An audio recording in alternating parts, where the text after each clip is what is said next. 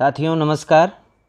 आइए आज देखते हैं कि रसों की संख्या कितनी है और उनके अस्थायी भाव कितने हैं।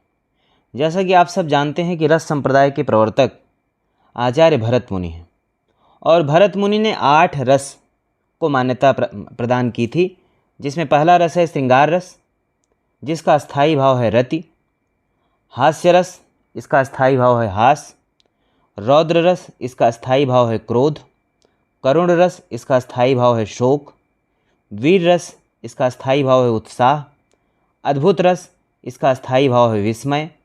विभत्स रस, इसका अस्थायी भाव है जुगुप्सा। भयानक रस, इसका अस्थायी भाव है भय।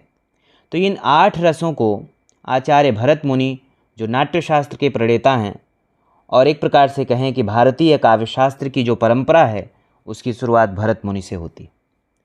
इसके अलावा भी कई रसों को मान्यता मिली, जिसमें आचार्य उद्भट ने शांत रस को के प्रस्तोता हैं और इसका जो अस्थायी भाव है निर्वेद है। आचार्य रुद्रट प्रेयान रस के प्रस्तोता हैं और इसका अस्थायी भाव स्नेह है। आचार्य विश्वनाथ ने वात्सल्य रस को मान्यता प्रदान की और इसका अस्थायी भाव वत्सलता है।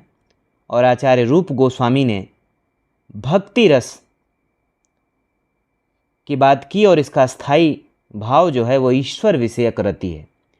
तो इस तरह से ये हमारे भारतीय काव्यशास्त्र में जिन रसों को मान्यता प्रदान की है और उसके अस्थायी भाव हम लोगों ने देखा।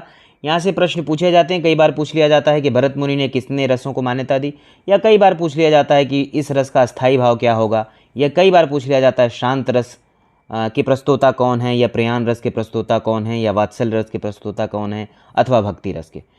तो बहुत ही इंपॉर्टेंट फैक्ट है। मिलते हैं नेक्स्ट वीडियो में।